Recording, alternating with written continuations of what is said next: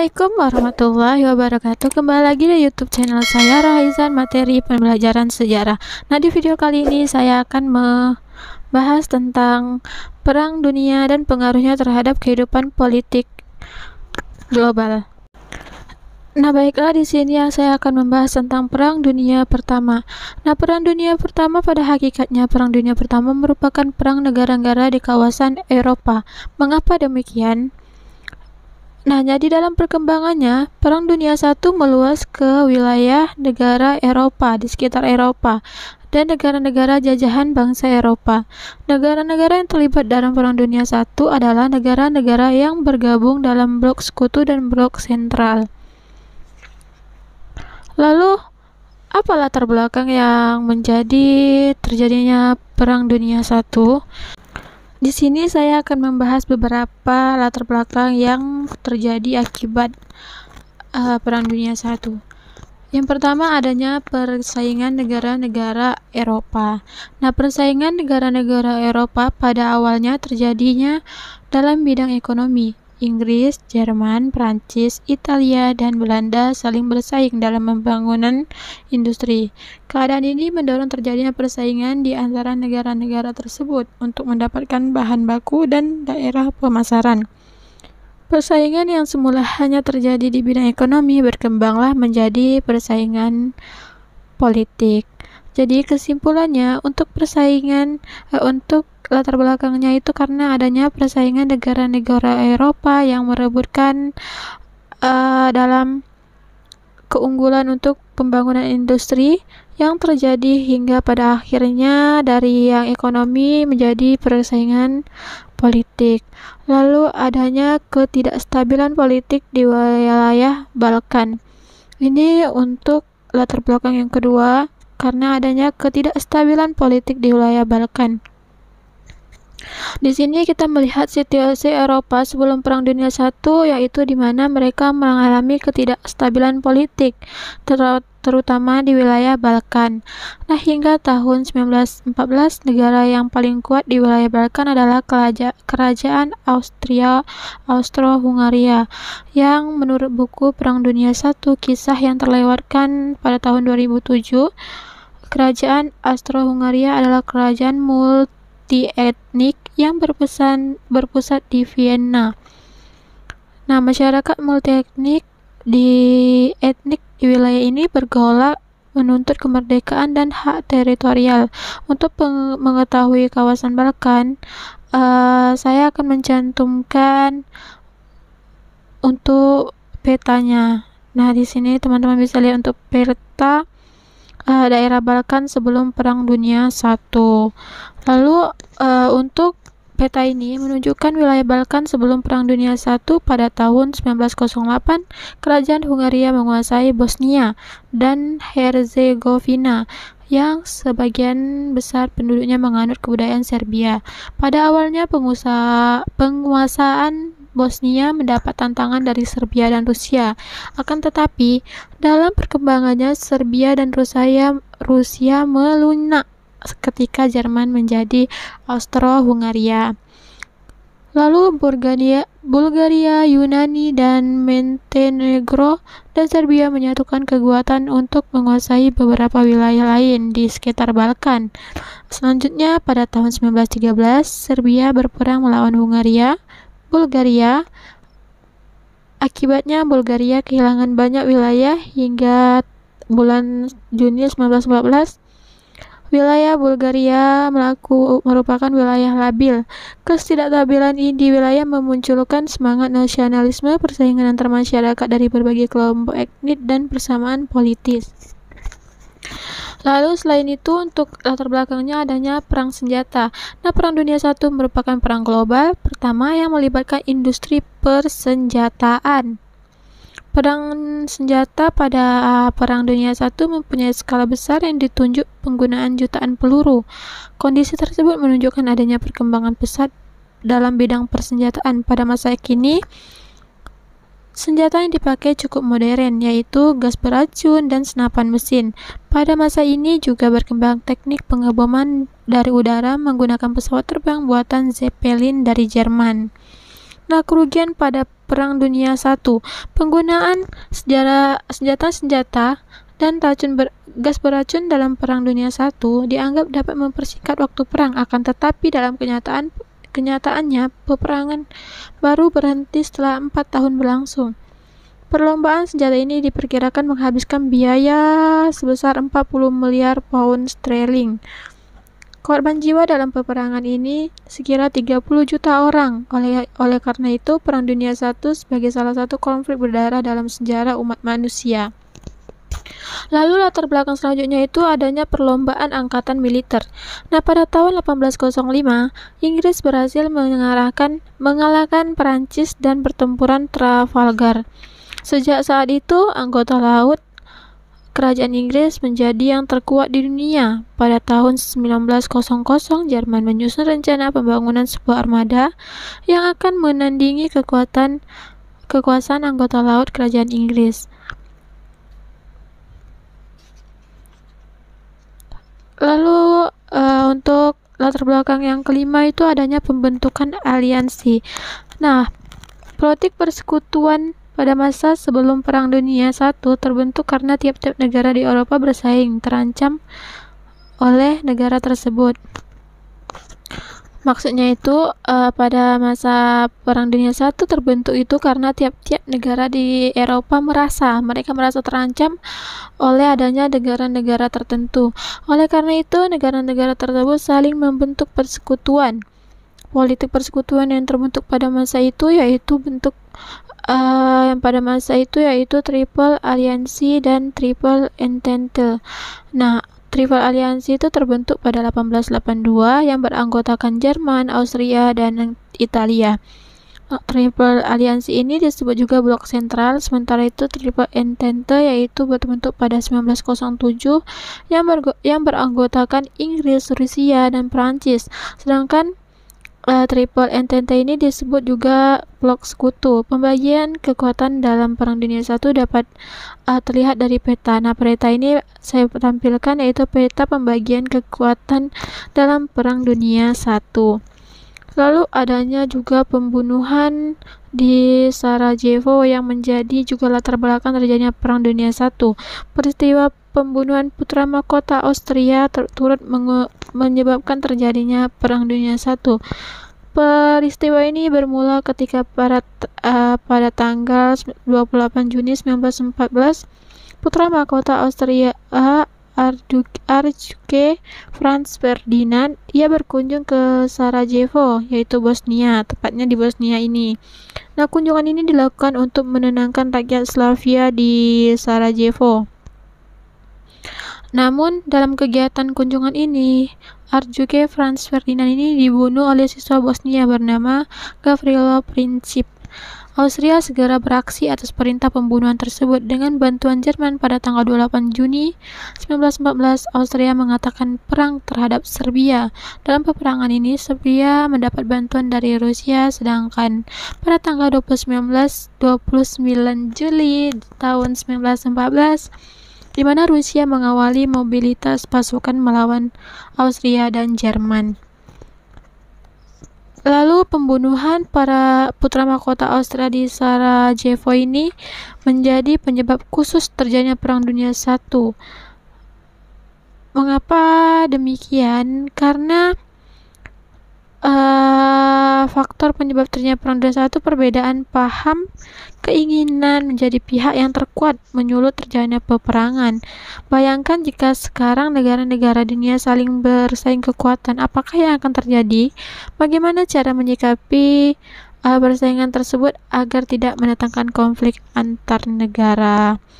Nah, itulah yang menjadi latar belakang dari terjadinya Perang Dunia I yang pada tahun 1914 sampai 1918.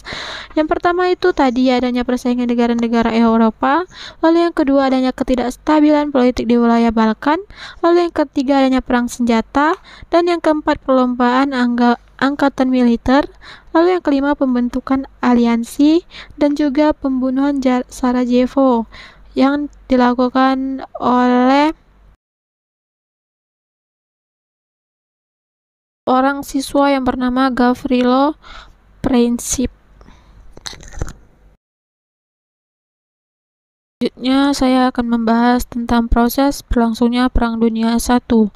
Nah, peperangan peristiwa pembunuhan putra mahkota Austria menjadi awal berlangsungnya Perang Dunia I. Lalu peperangan ini berlanjut ketika pada tanggal 1 Agustus 1914 Jerman menyatakan perang terhadap Rusia. Selanjutnya pada tanggal 3 Agustus 1914 Jerman menyerang Rusia, Prancis, Luksemburg, dan Belgia. Serangan Jerman terhadap Prancis disebut peperangan Front Barat. Sementara itu, peperangan Front Timur terjadi akibat Jerman di antara Jerman dan Rusia. Selama Perang Dunia I, pertempuran terjadi di beberapa daerah.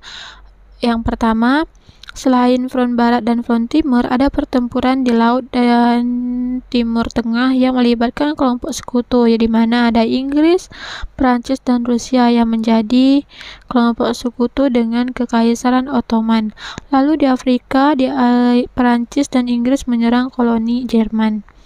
Pada tanggal September 1914, Prancis berhasil menahan pasukan dengan cara membangun parit. Pemerintah Prancis untuk sementara dipindahkan ke Bordeaux, di mana Prancis melakukan serangan balasan yang disebut Pertempuran Marne. Dalam pertempuran ini, Prancis dan sekutunya berhasil menghalau serangan Jerman. Pasukan Prancis dan Pertempuran Marne yang dapat dilihat dari foto yang saya tampilkan, di mana seperti yang dilakukan di Front Barat, pembangunan parit sebagai tempat pertahanan juga dilakukan di Front Timur. Pertempuran Front Timur dilakukan di wilayah Laut Baltik dan Laut Hitam dalam pertempuran Rusia. Dalam pertempuran tersebut, Rusia menyerang kepada Jerman pada bulan September 1914. Sepanjang tahun 1915, Sekutu mencoba membantu Rusia dalam pertempuran di Front Timur. Pasukan Sekutu menjatuhkan bom di benteng-benteng Turki yang menjaga area Dardanella. Pasukan Sekutu menjatuhkan bom di benteng-benteng Turki yang menjaga area Dardanella. Nah, pasukan Sekutu termasuk pasukan Australia and New Zealand Army Corps yang disingkat dengan ANZAS. Dari Australia dan Selandia Baru mendarat di Gallipoli untuk menguasai lokasi-lokasi strategis guna mengawasi Selat Dardanella. Akan tetapi dalam pertempuran ini Sekutu mengalami kekalahan dan banyak pasukan. Lalu singkatnya itu bahwa Perang Dunia I yang terjadi pada tahun 1914 merupakan perang saudara di Eropa yang merupakan ikatan persaudara yang dapat dilihat dari keberadaan pemimpin negara-negara Eropa yang sebenarnya masih dalam satu garis keturunan. Pemimpin Rusia Tsar Nicholas II dan Kaisar Jerman Wilhelm II masih memiliki hubungan saudara. Demikian pula dengan Ratu Inggris, Ratu Victoria, yang masih berdarah Jerman dan menikah dengan Pangeran Albert dari Jerman. Lalu berakhirnya Perang Dunia I. Nah, perdamaian merupakan kondisi yang diharapkan seluruh masyarakat di dunia. Oleh karena itu, sebagian besar masyarakat dalam dunia menginginkan Perang Dunia I segera berakhir. Pada tanggal 11 November 1918, Perang Dunia I berakhir. Perang Dunia I berakhir dengan kemenangan Blok Sekutu dan kekalahan Blok Sentral. Penyelesaian Perang Dunia I dilakukan melalui Konferensi Damai Paris. Semua negara yang terlibat dalam Perang Dunia I diwajibkan mengikuti konferensi damai ini. Konferensi Damai Paris menghasilkan perjanjian Versailles yang berisi ketentuan sebagai berikut.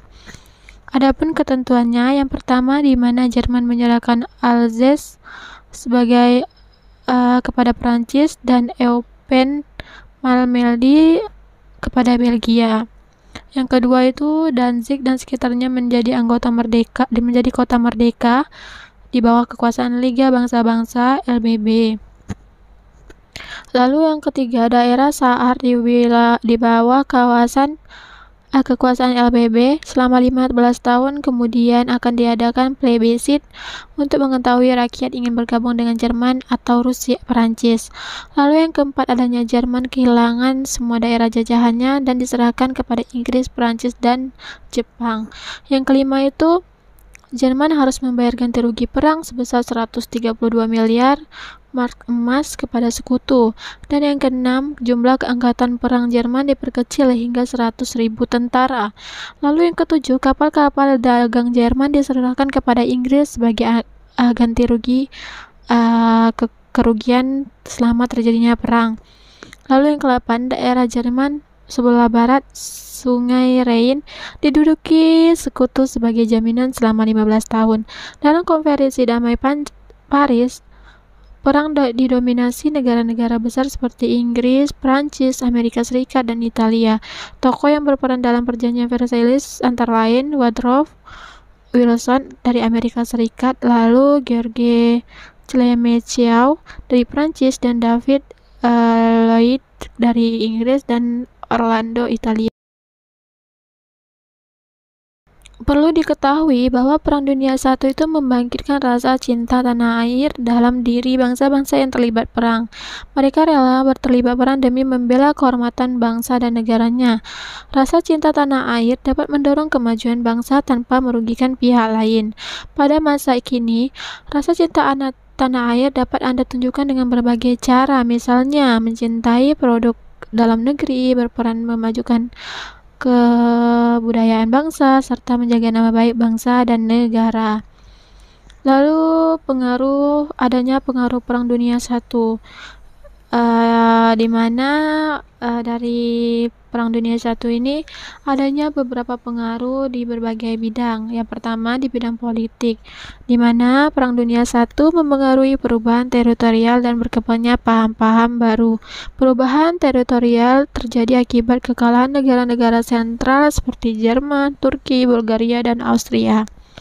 Selain itu, Perang Dunia I menyebabkan munculnya negara-negara baru seperti Polandia, Hungaria, Cekoslovakia, dan Yugoslavia, di mana sementara itu kekalahan Jerman mengakibatkan Jerman kehilangan banyak daerah koloni, daerah jajahan. Semua daerah jajahan Jerman diambil oleh Inggris, Prancis, dan Australia.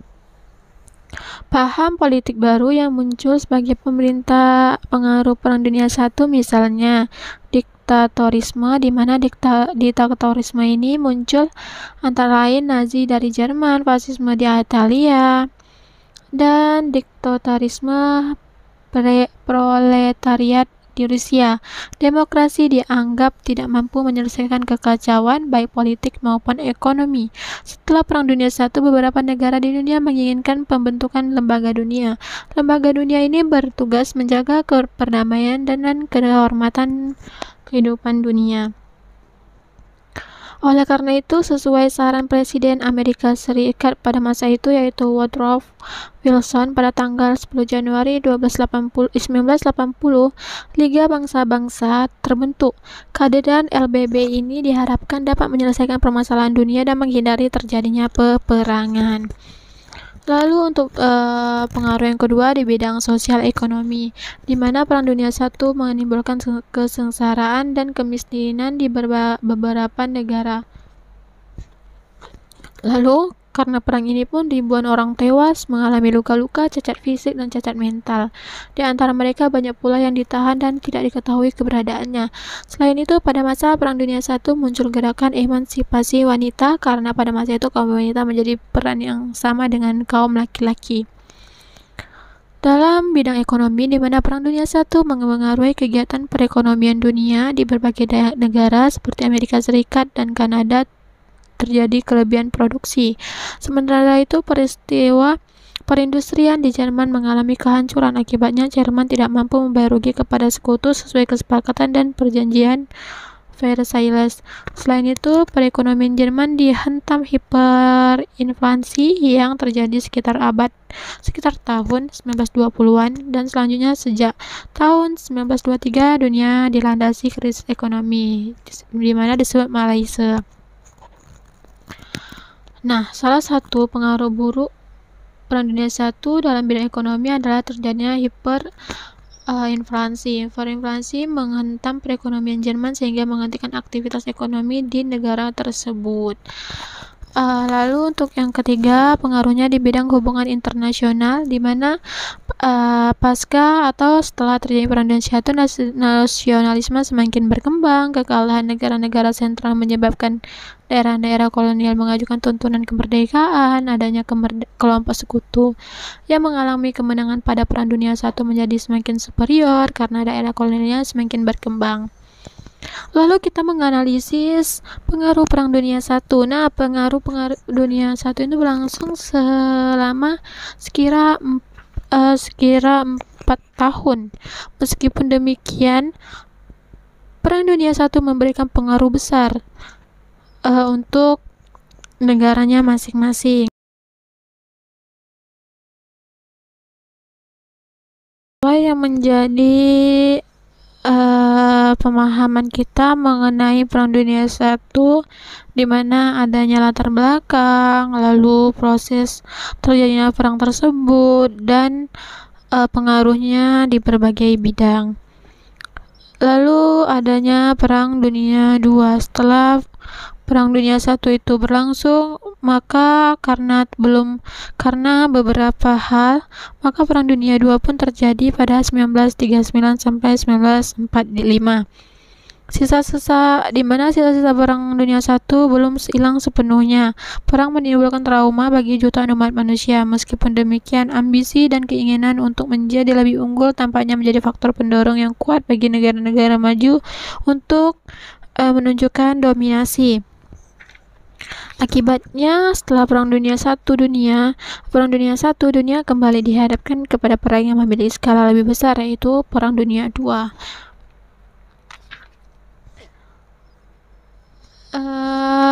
Perang Dunia II.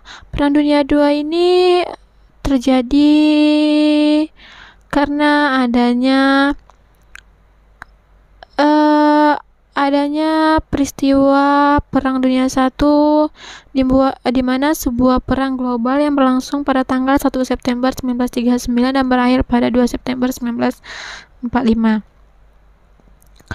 Perang Dunia II melibatkan banyak negara yang membagi kekuatan dunia menjadi dua aliansi militer, yaitu Sekutu dan Poros atau Sentral. Medan peperangan dan Perang Dunia II tidak hanya di Eropa, wilayah Asia, Afrika, dan Pasifik pun dilibatkan dalam ajang pertempuran.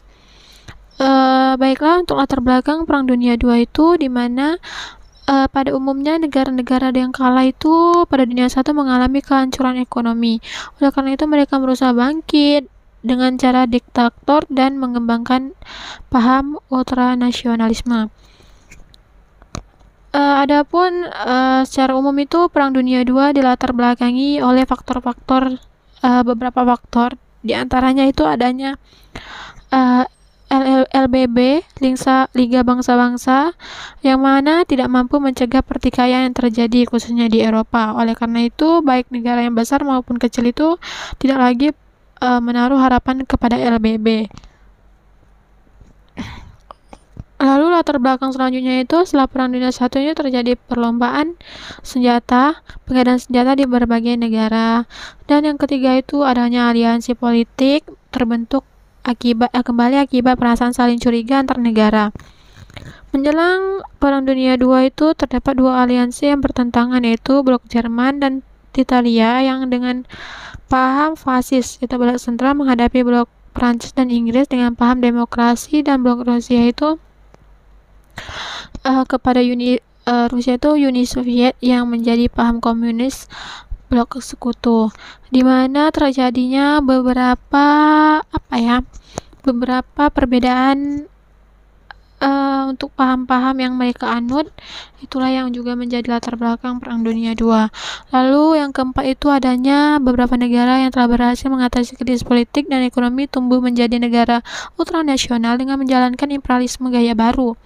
Negara-negara tersebut antara lain Jepang dengan semboyan Hokkaido, Jerman dengan semboyan Lebensraum, dan Italia dengan semboyan Italia Irredenta. Terjadinya penyerbuan-penyerbuan ke beberapa wilayah oleh negara-negara sentral juga menjadi latar belakang terjadinya Perang Dunia II. Lalu, kecepatan merupakan inti paling penting dari sebuah peperangan, maka ambil kesempatan dari ketidaksiapan musuh. Ungkapan ini diterapkan oleh negara-negara yang terlibat Perang Dunia II.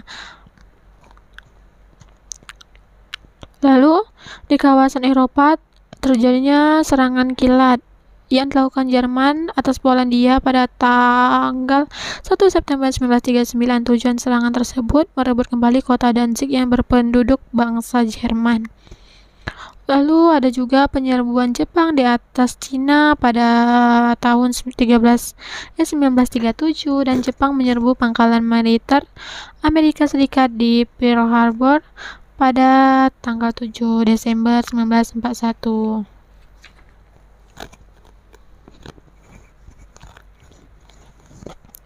Yang kedua itu, lalu setelah kita membahas adanya latar belakang tadi, beberapa latar belakang yang menyebabkan terjadinya Perang Dunia Kedua, dan di sini kita akan membahas proses berlangsungnya Perang Dunia II ini. Perang Dunia II ini berkecamuk pada tahun 1939. Pada waktu itu, negara-negara blok sentral berusaha memperluas wilayah kekuasaannya dengan menginvasi wilayah Cekoslovakia, yaitu negara-negara yang muncul pada akibat adanya Perang Dunia I. Muncul aksi militer internasional yang menentang rencana invasi Jerman. Oleh karena itu, untuk mengantisipasi ancaman aksi militer tersebut, Jerman yang dipimpin oleh Adolf Hitler menandatangani fakta non-agresi yang disebut Fakta Molotov-Ribbentrop bersama Uni Soviet. Penandatanganan ini dilakukan pada bulan Agustus, tepatnya pada tahun 1939. Jerman dan Uni Soviet bersepakat membagi Eropa bagian timur secara rahasia pada tanggal 1 September 1939. Jerman menginvasi Polandia. Invasi ini dilakukan Jerman untuk ini menyebabkan Inggris dan Prancis mengumumkan perang terhadap Jerman. Pada bulan Juni 1939, Italia mendeklarasi perang atas sekutu dengan pasukan Inggris dikirim ke Prancis, tetapi berhasil dikalahkan oleh pasukan sentral sehingga mereka harus kembali ke Inggris. Kekuasaan fasis Adolf Hitler ini berhasil menguasai sebagian besar wilayah Eropa. Penguasaan ini mendorong Adolf Hitler itu menginvasi Inggris. Pada bulan Juli 1940, Luftwaffe, yaitu Angkatan Udara Jerman, memulai serangan invasi ke Inggris. Pertempuran di Britania, yaitu Inggris, berlangsung hingga tanggal 31 Oktober 1940. Sementara itu, Italia pun di bawah pimpinan Mussolini berusaha menginvasi wilayah Yunani dan Afrika bagian utara. Akan tetapi, pasukan Italia berhasil dipukul mundur pasukan Inggris. Jerman kemudian membantu pasukan Italia melawan Inggris untuk menduduki Yunani dan Yugoslavia. Jerman di bawah pimpinan Komando Jenderal Rommel akhirnya berhasil memukul mundur pasukan Inggris hingga ke Mesir. Pada awal Perang Dunia II, Amerika Serikat berhasil bersikap netral, di mana sikap netral Amerika Serikat itu berubah setelah Jepang mengebom pangkalan militer Amerika Serikat di Pearl Harbor. Menurut buku Ensiklopedia Sejarah dan Budaya Jilid 5, Perang Dunia dan Dunia Modern pada tahun 2009, di halaman 416, serangan Jepang ke Pearl Harbor pada tanggal 7 Desember 1941 menyeret Amerika Serikat dalam Perang Dunia II. Serangan Jerman ke Pearl Harbor juga menjadi awal invasi Jepang di wilayah Asia Pasifik. Setelah serangan tersebut, Jepang berhasil menduduki Burma, Hong Kong, Singapura, Malaya, Inggris, dan Thailand dan Filipina. Hingga pada tahun 1941, blok sentral selalu mendapat kemenangan. Adapun blok sekutu lebih banyak bertahan, bahkan sering mengalami kekalahan. Akan tetapi memasuki tahun 1942, keadaan mulai berbalik. Pada bulan November 1943, sekutu menandatangani pertempuran di Alamein, Mesir. Lalu pada tahun 1943, Inggris dan Jerman mulai menyerang pusat industri dan kota di Jerman. Bulan Juli 1943, Inggris dan Amerika Serikat mendarat di Pulau Sisilia. Kedatangan pasukan sekutu di wilayah memicu kejatuhan Mussolini dan menyerahkan Italia pada peperangan. Kekalahan Jerman mulai semakin bertambah ketika pasukan Uni Soviet beralih memihak sekutu. Pasukan Uni Soviet berhasil memukul mundur tentara Jerman dalam pertempuran Stalingrad pada tanggal 6 Juli. Membalas serangan sekutu, tetapi serangan Jerman berhasil dipatahkan sekutu. Akhirnya sekutu berhasil menduduki perbatasan Jerman pada bulan Desember tahun. Pada bulan Maret 1945, sekutu berhasil menduduki kota Berlin, Jerman, di mana Jerman berhasil akhirnya menyerah tanpa syarat kepada sekutu pada 7 Mei 1945. Keberhasilan Jepang menginvasi wilayah Asia Tenggara dan Pasifik segera dibalas Amerika Serikat.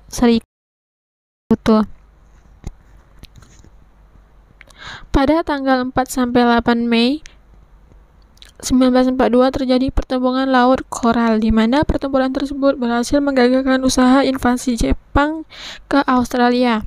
Selanjutnya pada tanggal 4-6 Juni 1942 terjadi peperangan di Midway. Dalam pertempuran ini Jepang juga mengalami kekalahan setelah pasukan Amerika Serikat. Nah, itulah yang menjadi proses terjadinya Perang Dunia II. Lalu setelah kita mengetahui proses dan juga latar belakangnya, lalu Perang Dunia itu berakhir.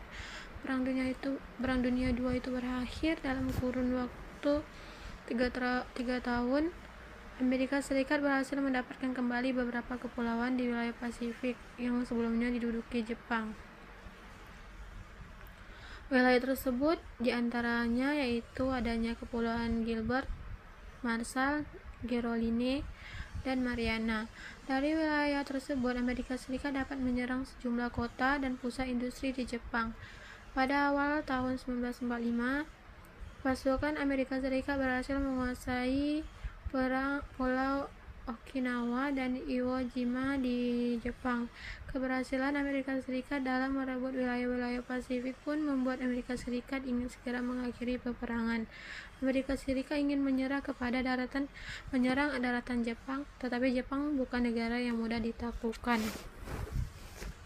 Pada akhir bulan Juli tahun 1945 ini, sekutu mengultimatum Jepang agar segera menyerah.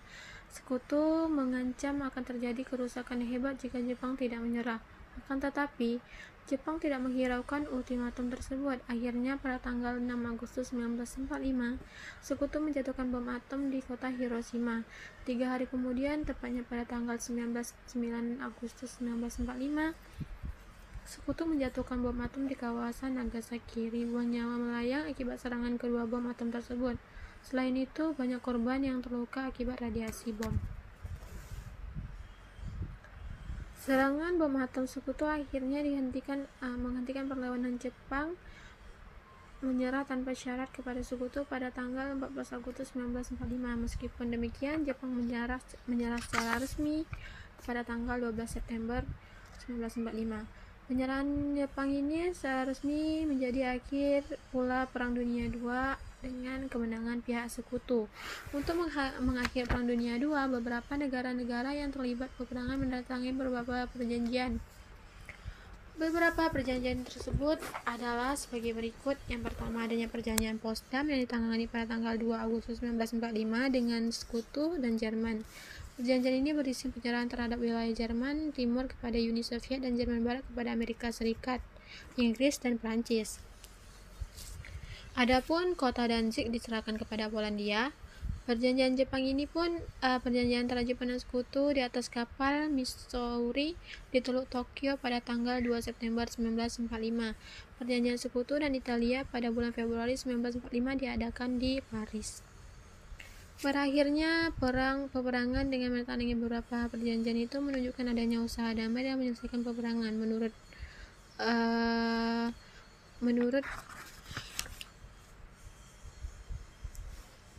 Lalu pengaruh Perang Dunia II di berbagai bidang. Yang pertama, Perang Dunia ini membawa pengaruh besar bagi masyarakat umat manusia. Nah, perang ini pun pengaruh dari Perang Dunia II ini pun telah mengubah peta politik dunia, menyebabkan melemahnya perekonomian dan kehidupan sosial masyarakat, memunculkan negara-negara baru dan serta memunculkan politik aliansi. Pengaruh negara Perang Dunia II dapat dipelajari dengan saya akan membahas, yaitu adalah di bidang politik, bidang sosial ekonomi, dan juga bidang hubungan internasional. Yang pertama itu adanya pengaruh di bidang politik. Nah, Perang Dunia II yang berakhir dengan kemenangan Sekutu menimbulkan beberapa pengaruh di peta politik dunia, yang mana sejak berakhirnya Perang Dunia II, Amerika Serikat dan Uni Soviet muncul sebagai negara adidaya, yaitu negara superpower. Dengan sebutan negara superpower, dalam perkembangannya terjadi persaingan antara Amerika Serikat dan Uni Soviet dalam sebuah era baru dinamakan Perang Dingin. Pasca Perang Dunia II, negara-negara jajahan juga mulai menuntut kemerdekaan. Satu demi satu negara jajahan berhasil memperoleh kemerdekaannya. Indonesia merupakan negara pertama yang berhasil memperoleh kemerdekaan pasca Perang Dunia II. Setelah itu bermuncullah negara-negara baru yang lepas dari penjajahan. Perang Dunia II juga menyebabkan keinginan negara-negara di dunia untuk membuat sebuah lembaga perdamaian. Lembaga ini yang dibentuk untuk menggantikan LBB yang gagal membendung terjadinya Perang Dunia II. Oleh karena itu, Perang Dunia II di mana negara-negara di dunia menyepakati pembentukan Perserikatan Bangsa-Bangsa yang disingkat dengan PBB yang ada hingga pada saat ini. Lalu adanya pengaruhnya di bidang sosial ekonomi, di mana Perang Dunia II mempengaruhi kegiatan perekonomian dunia. Berbagai infrastruktur hancur akibat peperangan, kegiatan perekonomian terhenti karena negara besar yang berbasis industri mengutamakan keindustriannya untuk memasuk kegiatan perang. Hanya negara Amerika Serikat lah yang memiliki perekonomian tidak stabil pada masa Perang Dunia II. Lalu dalam bidang sosial, di mana Perang Dunia II telah menyebabkan ribuan orang dimobilisasikan dari negara asalnya untuk ikut terjun dalam peperangan. Banyak orang yang menjadi korban perang, mereka mengalami cedera fisik dan psikis. Selain itu banyak orang yang kehilangan anggota keluarga dan sanak saudaranya. Kekacauan dan penderitaan terjadi selama Perang Dunia II ini menyadarkan kita bahwa pentingnya perdamaian dan rasa kemanusiaan. Tugas kita saat ini hanyalah untuk menjaga perdamaian dan menghargai nilai-nilai kemanusiaan mulai dari lingkungan sekitar kita aja. Lalu selanjutnya ada bidang hubungan pengaruh dari Perang Dunia II ini terhadap hubungan internasional, di mana Perang Dunia II hubungan Amerika Serikat dan Uni Soviet semakin meruncing, di mana Amerika Serikat dan Inggris ingin menerapkan sistem demokrasi, sedangkan Uni Soviet juga berusaha menyebarkan komunisme. Akibatnya wilayah Eropa terjadi menjadi dua, yaitu negara-negara yang pro Amerika dan Inggris serta negara-negara yang pro ke Uni Soviet. Selanjutnya itu muncul aliansi untuk memperkuat kekuatan dan menentukan kebijakan. Aliansi yang muncul pada masa ini sebagai berikut. Adanya Kominform yang mana dibentuk pada tahun 1947. Kominform ini merupakan wadah kerjasama partai-partai komunis Eropa yang di berbagai pusat di Beograd dan Yugoslavia.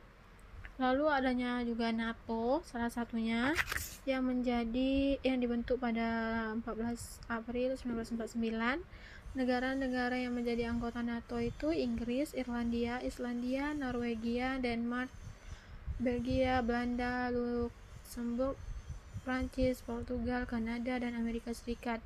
Pembentukan NATO ini juga bertujuan untuk membendung pengaruh komunisme.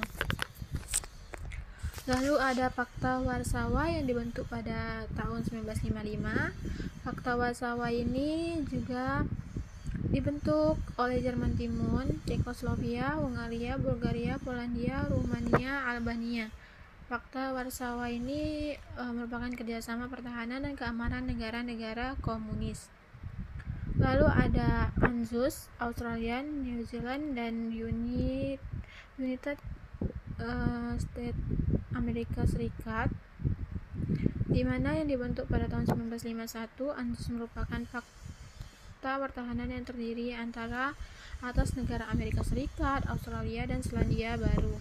Lalu adanya SEATO, South East Asia Treaty Organization, yang dibentuk pada tahun 1954. SEATO merupakan kerjasama pertahanan antara negara-negara Asia Tenggara dengan pihak Barat.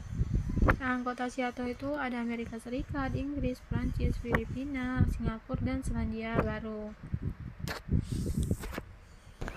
Nah, itulah yang menjadi beberapa pembahasan antara Perang Dunia I dan Perang Dunia II, yang dimana adanya latar belakang proses berlangsungnya perang tersebut, Perang Dunia I dan II, dan juga adanya pengaruh di bidang politik di berbagai bidang, di mana tadi ada bidang politik, ekonomi dan sosial, dan juga hubungan internasionalnya.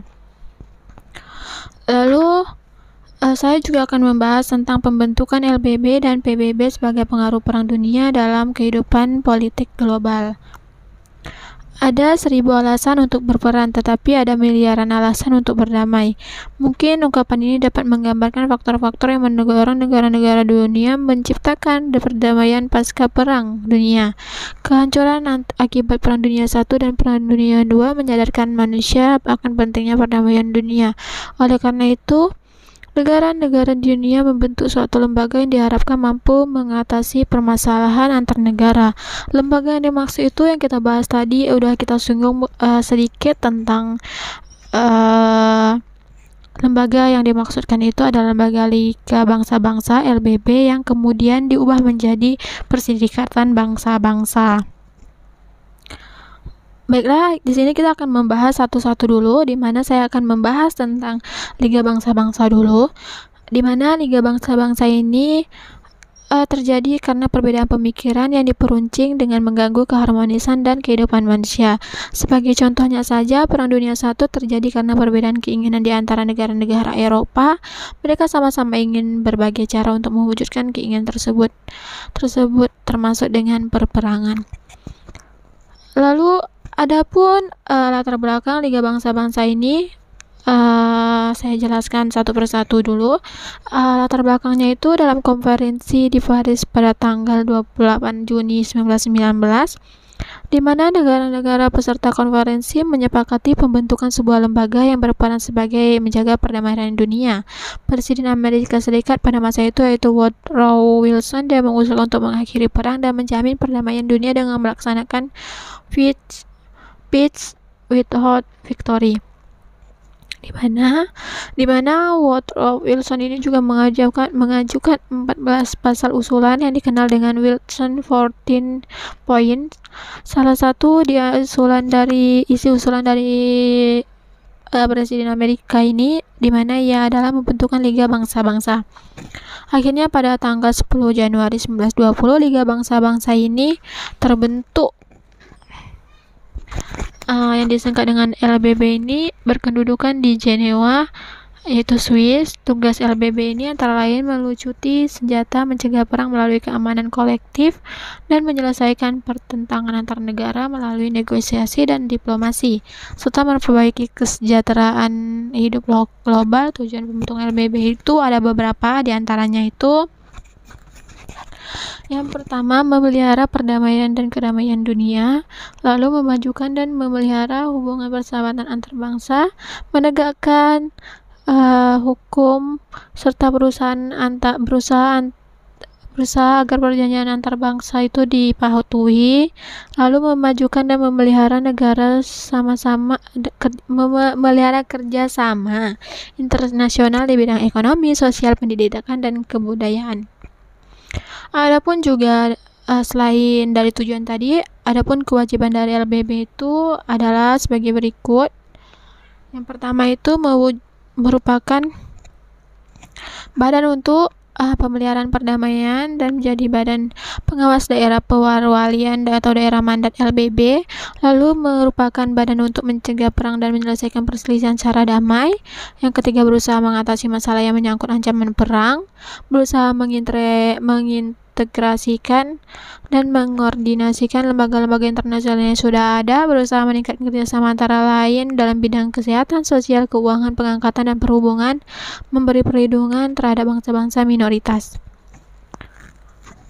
Adapun tujuan dan kewajiban itu, lalu ada juga perkembangan Liga Bangsa-Bangsa yang akan saya jabarkan satu persatu, di mana Liga Bangsa-Bangsa mengorganisasikan 28 negara sekutu dan 14 negara netral.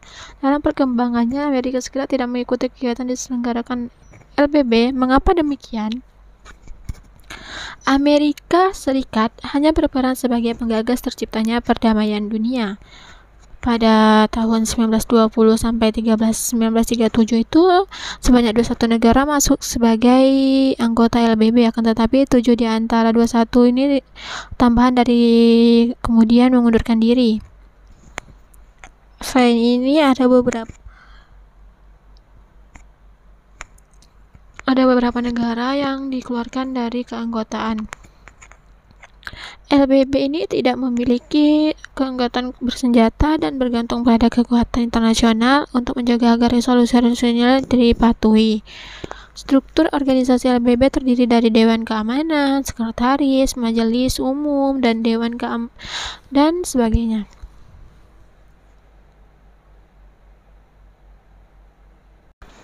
Namun, pada kenyataannya LBB juga tidak dapat mencegah invasi Jepang ke Tiongkok pada tahun 1931, serta invasi Italia ke Abisinia pada tahun 1934. Demikian pula ketika Jerman melakukan agresi ke Austria, Cekoslovakia, dan Polandia yang menjadi awal meletusnya Perang Dunia II. LBB tidak mampu bertindak tegas. Akhirnya pada tanggal 18 April 1946 LBB resmi dibubarkan.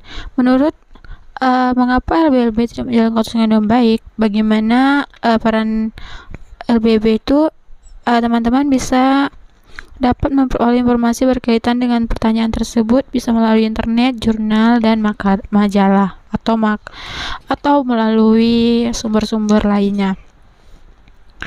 Namun keberhasilan LBB ini dianggap gagal menjalankan tugas menjaga perdamaian dunia. Meskipun demikian, LBB memiliki beberapa keberhasilan selama menjalankan tugasnya. Nah, keberhasilan dari LBB ini sebagai berikut, yaitu menyelesaikan persengketaan kecil, misalnya di Silesia Hulu, walaupun wilayah yang semula menjadi sengketa antara Jerman dan Polandia tersebut akhirnya menjadi milik Polandia.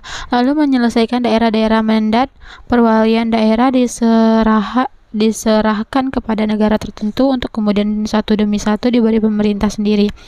Menyelesaikan masalah-masalah bersifat darurat, misalnya membangun kembali perekonomian Eropa yang hancur pada masa antarbelum, yaitu antarbelum itu periode antara Perang Dunia I dan periode Perang Dunia II.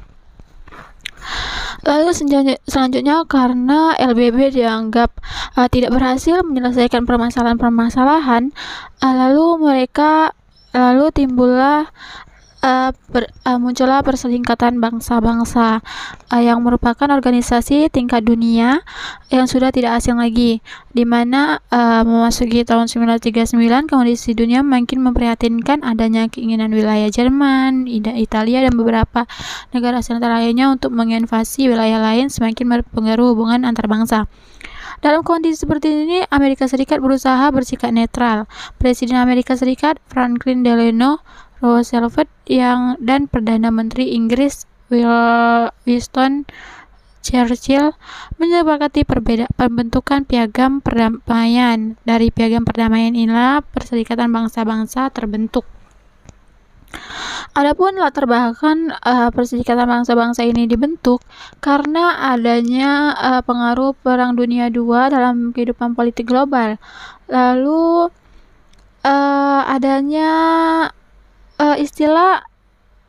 adanya konferensi yang diadakan pada 1 Januari 1942 di Dumbarton, dekat yang berlokasi di Amerika Serikat. Konferensi ini merupakan berkelanjutan dari Atlantic Charter. Pertemuan tersebut menyepakati pembentukan lembaga yang bertugas menyelesaikan konflik internasional. Dan konferensi itu berjalan cukup lama hingga pada tanggal 25 April tahun 1945, di mana negara-negara sekutu mengadakan konferensi di kota San Francisco, di mana Amerika Serikat mempertemukan langsung hingga pertemuan ini langsung hingga tanggal 26 Juni 1945. Pertemuan San Francisco berhasil merumuskan United National Charter, yaitu Piagam PBB, di mana Piagam PBB itu pada 24 Oktober 1945 negara-negara sekutu mengadakan kembali konferensi di San Francisco. Konferensi ini untuk mengesahkan pembentukan PBB yang akhirnya jatuh pada 24 Oktober 1945 yang menjadi hari berdirinya PBB. PBB diresmikan dengan nama United Nation Organization yang disingkat dengan UNO atau bahasa Indonesia disebut Perserikatan Bangsa-Bangsa. PBB ini dibentuk dengan menjalankan hukum internasional, jadi perdamaian internasional, lembaga ekonomi dan perlindungan sosial. Tujuan pembentukan PBB itu sendiri sebagai untuk memelihara perdamaian dan keamanan internasional, menjaga hubungan persaudaraan antar bangsa, mengadakan kerjasama internasional, dan menjadi pusat kegiatan yang harmonis antar bangsa dan mencapai tujuan bersama. Lalu perkembangan dari Perserikatan Bangsa-Bangsa ini karena PBB mendapat banyak kontroversi dan kritik di Amerika Serikat. Saingan awal PBB adalah John Birch Society, di mana organisasi ini memulai kampanye Get Us Out of the UN pada tahun 1959. Selain itu, organisasi ini menuduh bahwa tujuan PBB adalah mendirikan pemerintah seluruh dunia.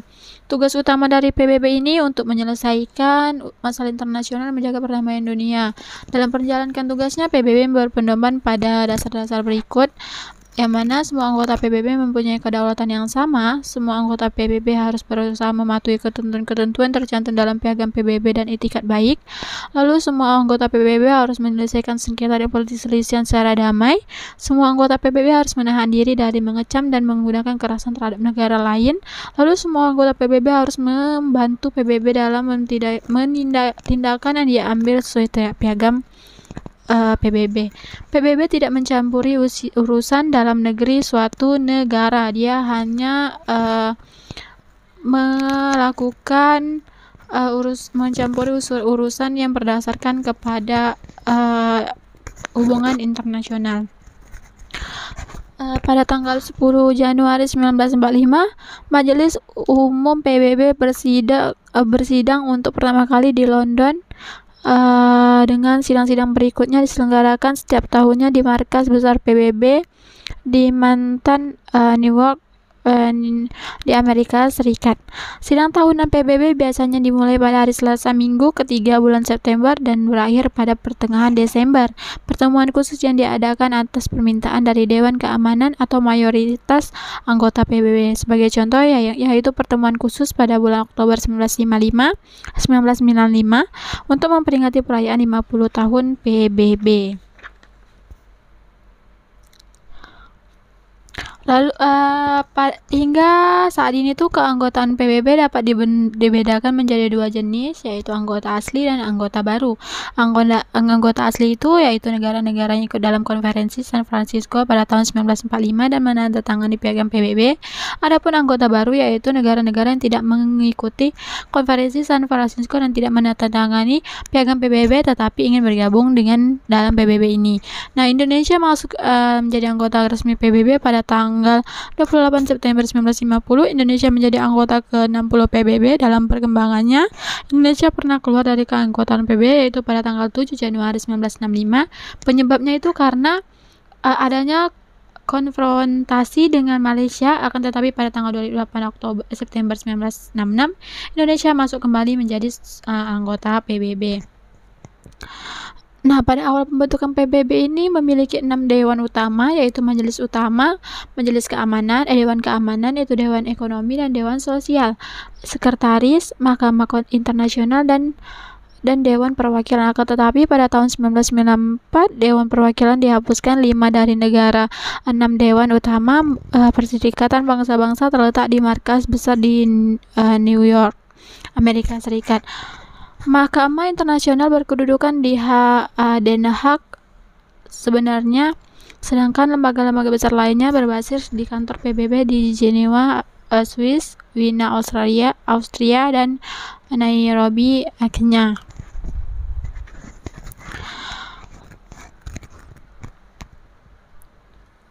Adapun sekretaris dari Jenderal PBB itu tokoh-tokoh yang pernah menjabat sekjen atau sekretaris Jenderal PBB sebagai berikut. Ada Trygve dari Norwegia pada 2 Februari 1946 sampai 10 November 1952. Lalu ada Dag Hammarskjöld dari Swedia 10 April 1953 18 sampai 19 September 1961 dan seterusnya. Nanti nama-namanya saya cantumkan di videonya.